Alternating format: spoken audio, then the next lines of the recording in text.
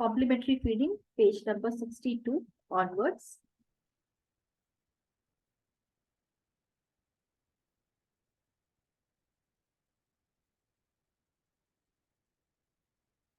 So the process of giving an infant food which is other than breast milk and liquids along with breast milk. Okay, breast milk is not stopped here.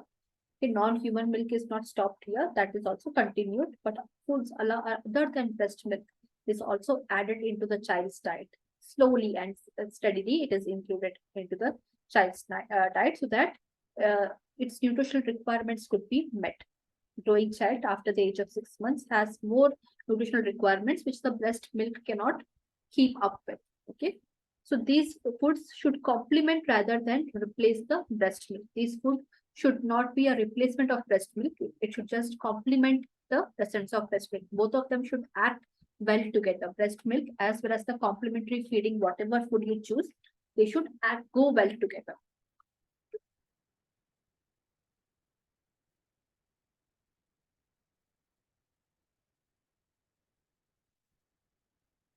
Benefits of optimal complementary feeding. Less likely to die, infant mortality rate is lowered when you start the complementary feeding at the right time. Less diarrhea and respiratory infections, improved health of the child, improved cognitive development of the child, better social psychosocial development, improved productivity and economic status of the child. The child is able to stay away from infections and fevers because of a healthy complementary feeding. It improves the economic condition of the family as well because they do not have to endure any out of the pocket expenses for the child's welfare because pediatric costs are quite high as well.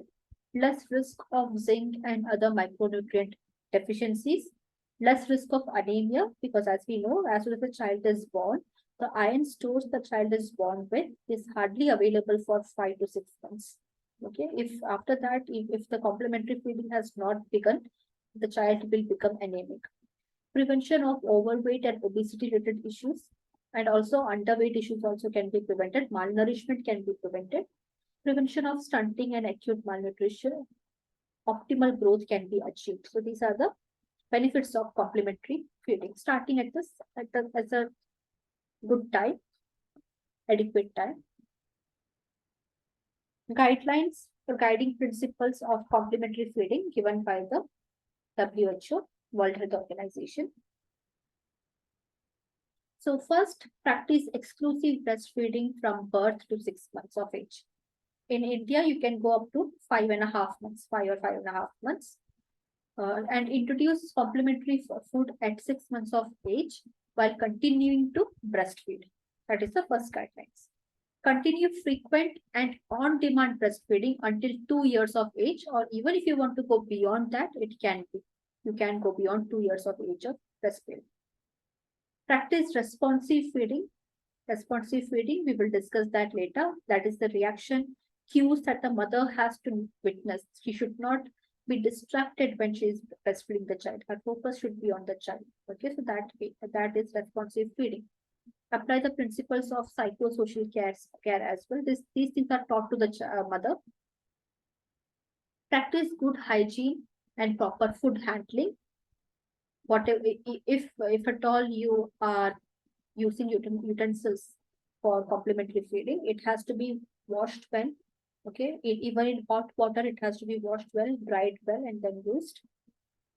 Start at 6 months of age with small amounts of food and slowly increase the quantity as the child gets older and older. And you have to do this while maintaining frequent breastfeeding as well. Gradually increase the food consistency and variety as the infant grows older, adapting to the infant's requirements and ability. I'll show you a table later in the same class. Okay, at what age what has to be added into the child's diet.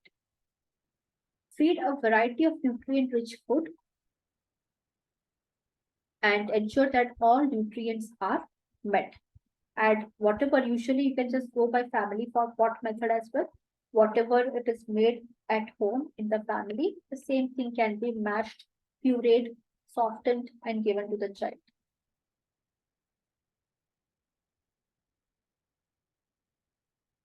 Use fortified complementary food or vitamin mineral supplements for the infant as needed.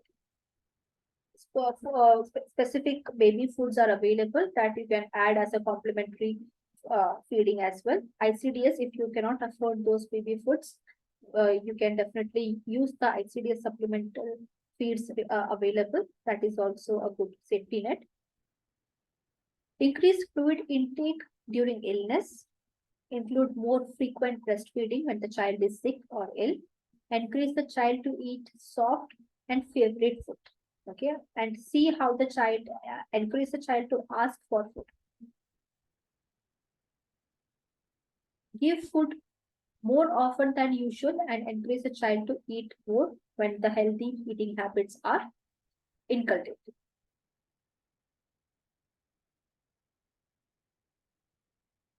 Anticipatory nutrition guidelines. First is your well baby clinic.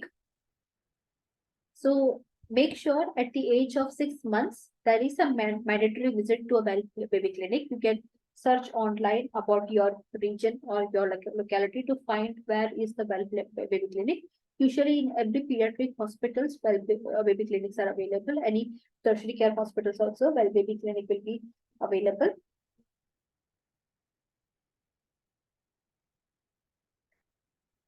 Next is the social custom in India, which we have is the rice giving ceremony, Annaprasana ceremony. It should be capitalized because according to the Annaprasana ceremony, it is given at 6 months of age based on Hindu calendar. And in that ceremony, nothing apart from the mother's breast milk should be given to the child before this ceremony is conducted. Okay. So already you have the system which supports exclusive breastfeeding in India. It has to be capitalized. It has to be promoted. Time of complementary feeding based on developmental inputs. Soon after completing 6 months of age, complementary feeding can begin. Okay, breast milk is sufficient to promote the growth and development till 6 months, but after that, there is an energy and nutrient gaps which has to be filled, which is wider. Okay, it has to be filled, and more food has to be added.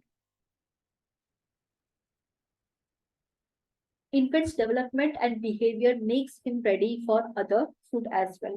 For example, when the child is able to hold objects like eat biscuit on their own, okay, takes everything to mouth. About whatever you give to the child, it directly takes everything towards the mouth. Okay, so if you observe this kind of behavior, the child is ready for complementary feeding. Chewing movements start. Okay, so, apart from sucking, you see the chewing movements as well that the mother may observe when she is breastfeeding. Tendency to push solid out decreases whenever you try to give the mashed food. Okay, initially the child may reject it, but slowly, the pushing out the solid decreases. Eruption of teeth has begun, and the child has started biting others. Biting movements have started. So this is also a sign to start the complementary feeding.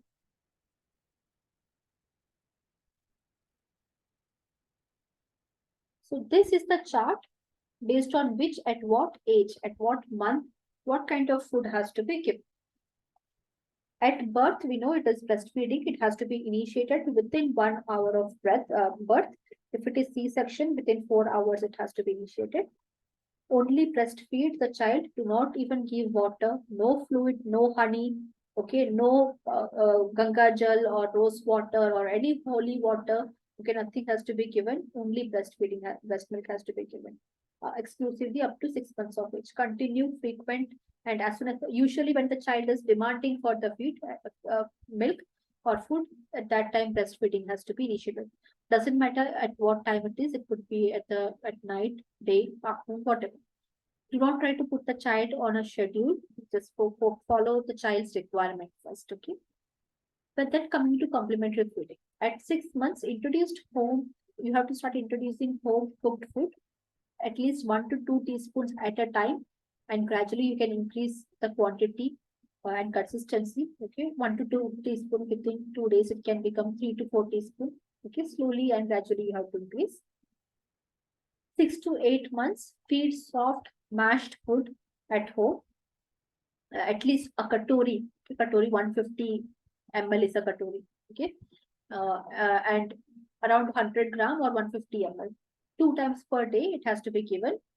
Add one-fourth or half teaspoon of oil in each meal.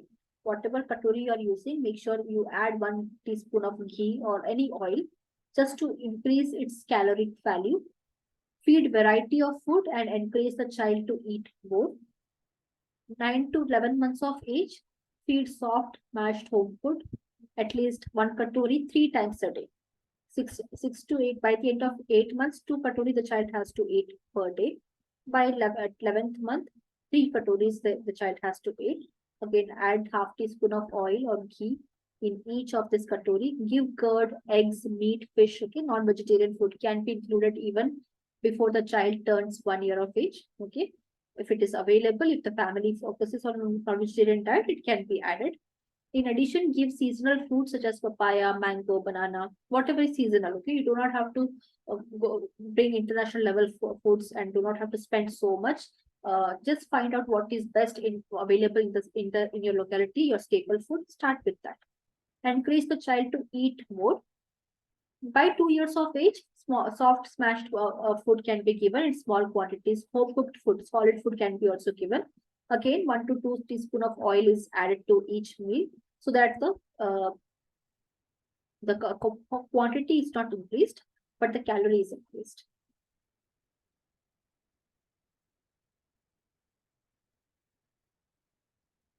Next is the family pot feeding technique.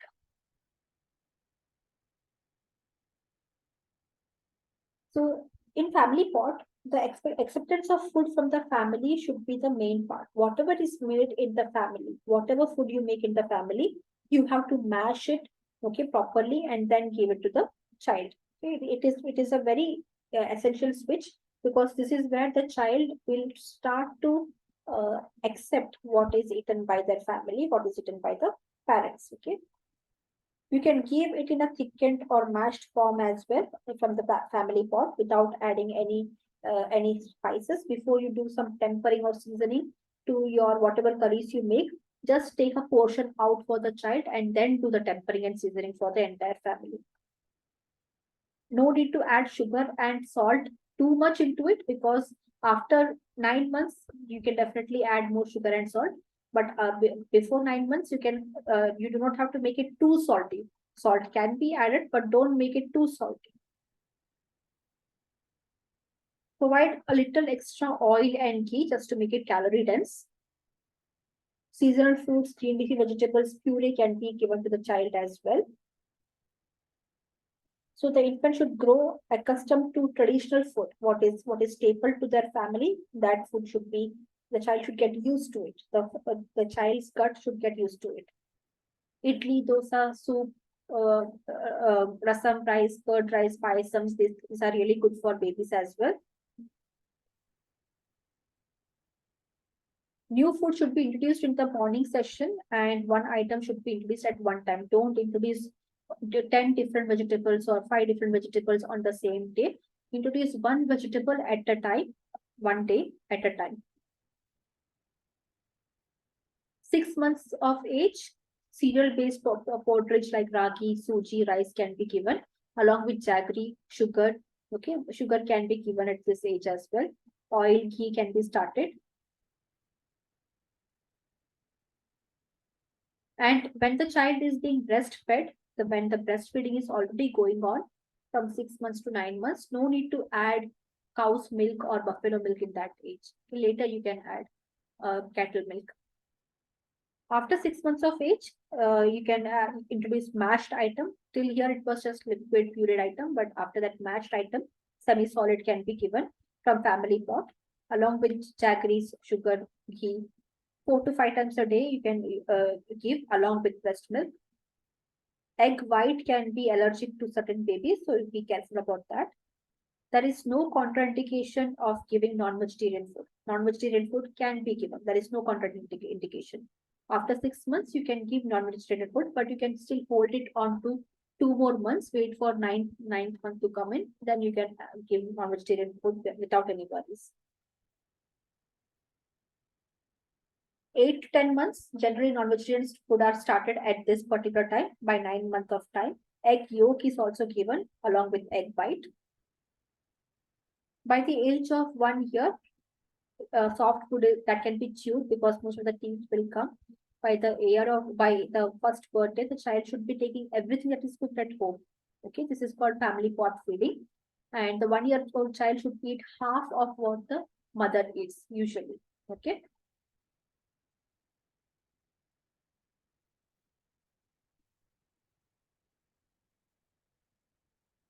Coming to flavor perception,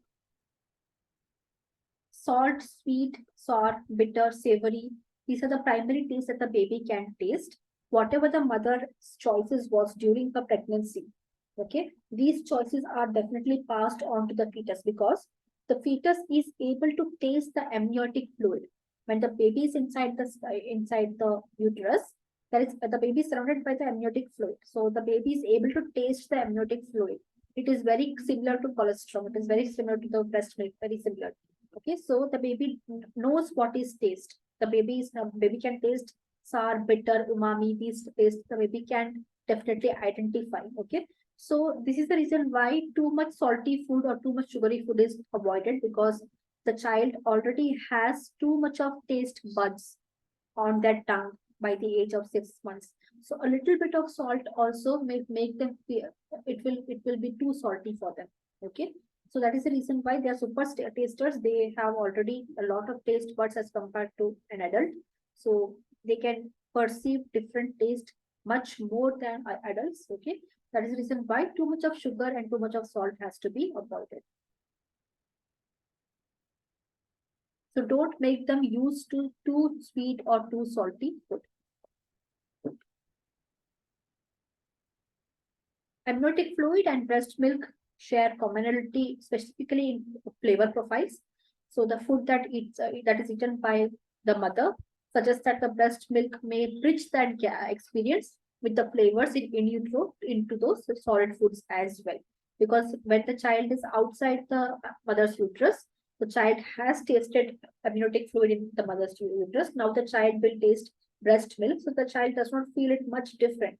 Okay, and from the breast milk also takes up certain flavors from what the mother eats.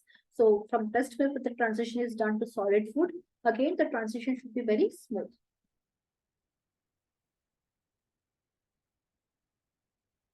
Bridging the gap between calories and nutrients, the best thing to do is to use oil, ghee, jaggery. Okay, these are high density food items. Okay, this will not swell much in cooking as well. They will not consume a lot of space. Whatever you add, that space in that space they will mix up properly with the other food items.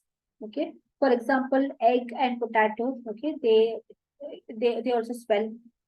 They will also not swell much. Okay, whatever size the egg is, whatever size the potato is, it stays like that.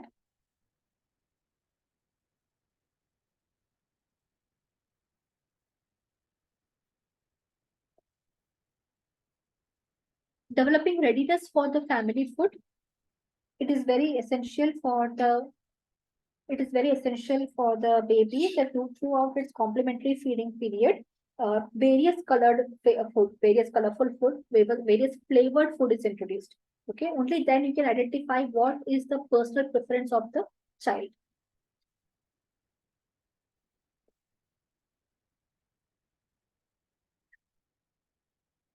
Initially start with soft coarser bite, and then slowly you can move on to bigger bites for the baby.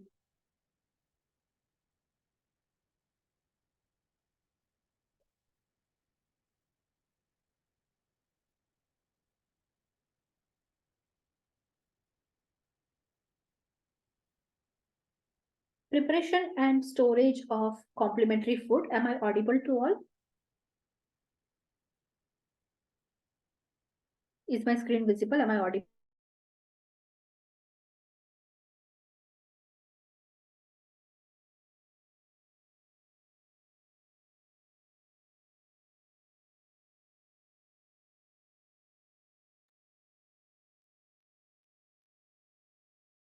So you have to be very hygienic when it comes to the preparation and storage of complementary food before making food for the child or even before touching the food that you're going to prepare for the child, hand washing has to be practiced before cooking and before feeding as well. Freshly made food, freshly bought food should be prepared, not don't do with stale food. And if you have any cereal pulse combination which is pre-cooked or ready to cook, make sure it is put in nice and airtight containers.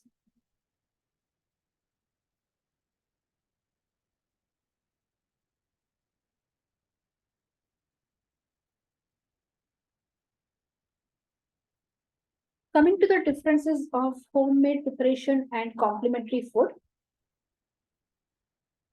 When it comes to homemade preparations, talking about the homemade preparations first, there is a lot of variety. When it comes to the variety, a lot of variety is there.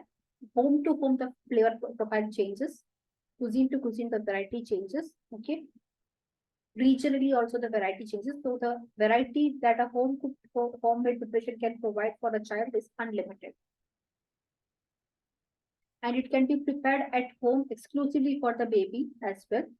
It can be fresh, unprocessed, no artificial flavoring, no excessive sugar or salt. It can be ground, pureed, sieved based on whatever equipment is available in the kitchen, whatever suits the child's requirement. It is culturally acceptable and available. No need to buy something. There is no environmental waste that is created out of naturally prepared home cooked food. And the shift from the home cooked preparation to the family pot is very comfortable because almost the same thing what is made for the baby, the same vegetables and items are used in for the family as well. So the shift from pureed and liquid and home cooked complementary food, from that to family pot feeding, that is the shift is very easy. The transition is very easy. It is much more economical as well. Everyone from lower, middle, and higher economic status family, everyone can follow this homemade preparation. When it comes to commercial complementary food, definitely they are more nutrient dense.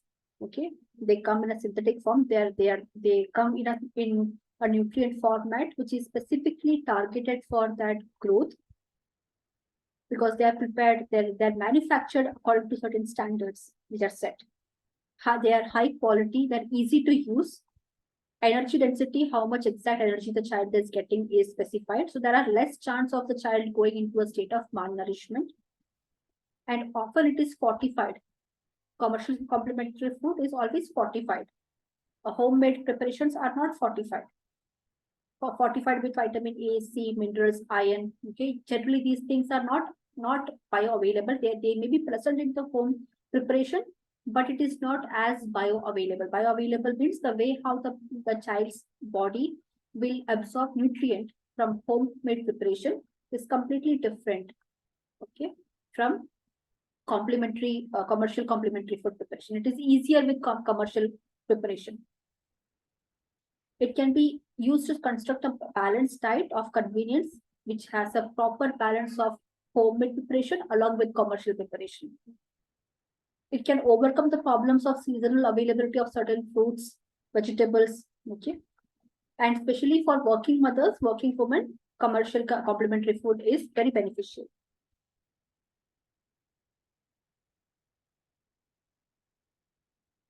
Coming to the types of commercial preparation.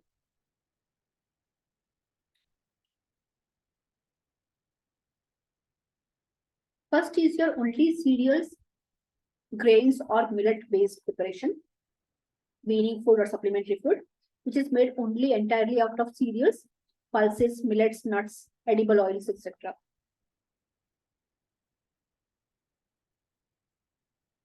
Second is cereal and milk based.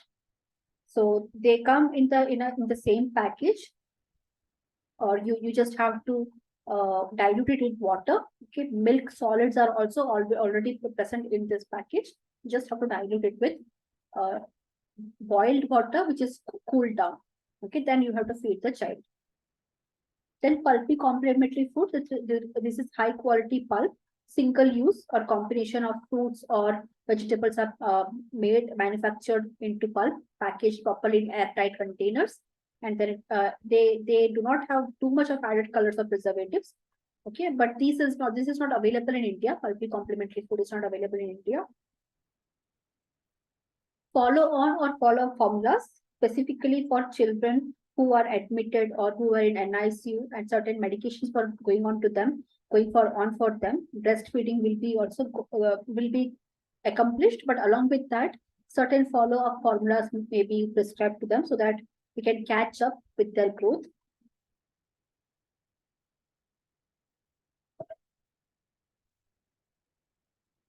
Usually, they are whey protein prominent for formulas.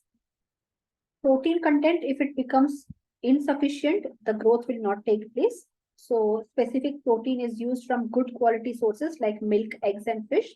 These protein powders are used to add into the child's weaning diet, complementary food, homemade or commercial, and then it is given to the child, which is protein focused. Calcium focused, calcium supplementation, okay, either in through formulas or specific supplementation should be given separately to the child in syrup form or something like that.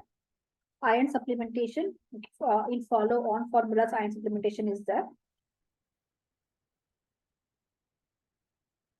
Fat, usually the fat content of most weaning food is low, which is made at home.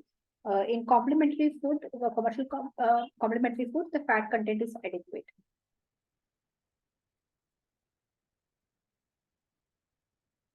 So complementary feeding, which bridges the gap between the requirement and the actual needs.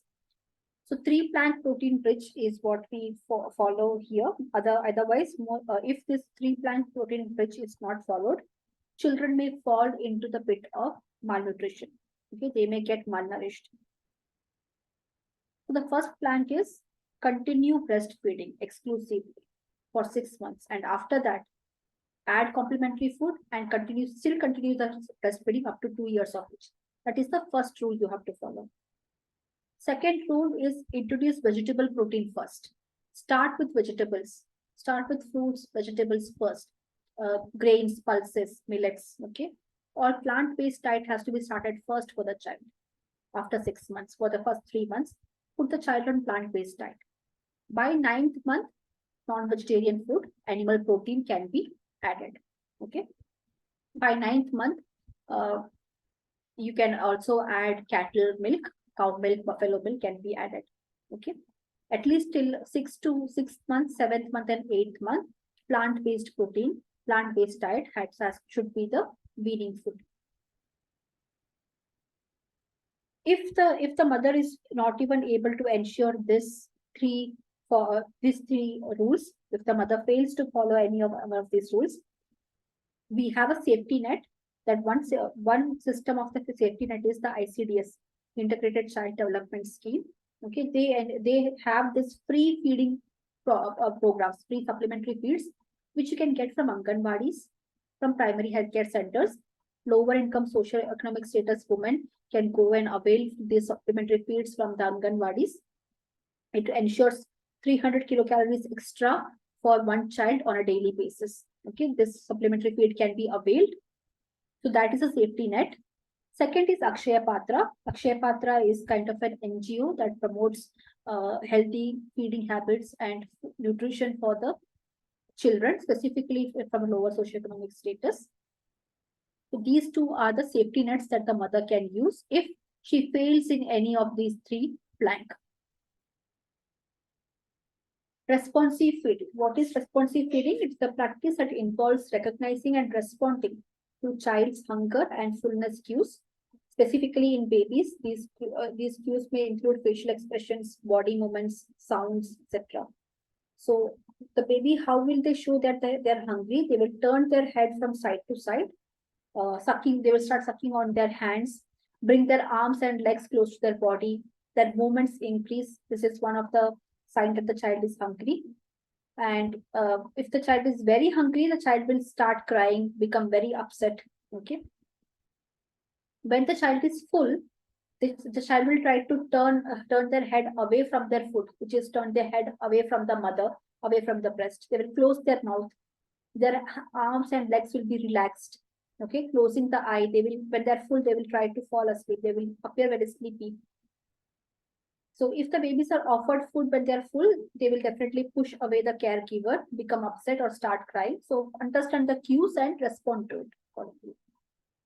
Why does responsive feeding matter? During the first year of life, babies experience many changes in their appetite. They want to eat more or less based on their growth spurts. It is very subjective, different for every baby.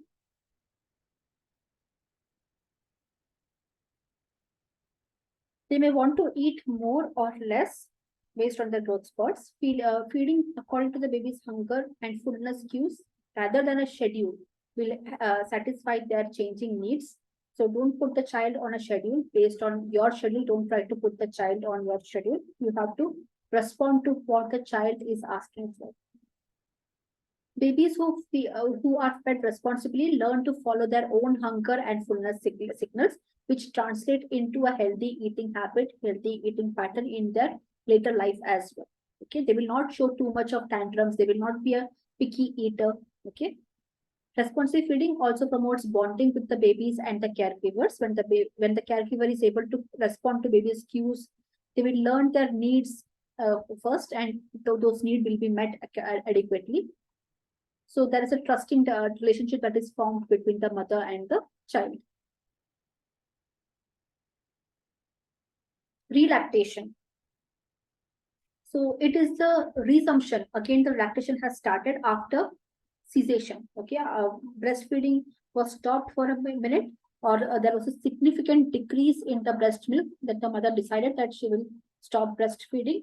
But soon after that, through motivation or support and frequent sucking from the child on the nipples, relactation can stop. Okay, you can start to lactate again. So that is relactation.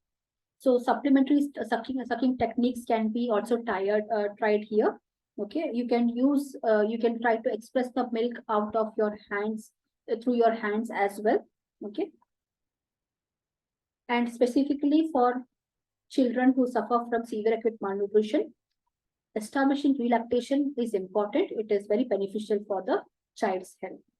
So you can use your hand to express or use breast pump as well, 8 to 12 times per day for at least half an hour, including at night. Okay, this can also establish your lactation.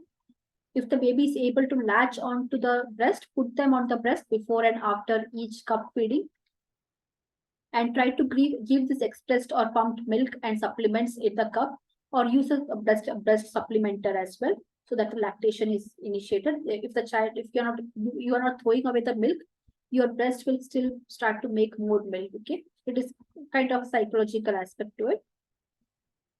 Put baby to your breast for comfort between feedings as well. When that bond is formed during kankaru mother care, etc., when the bond is formed, the mother's breasts will also start to lactate more.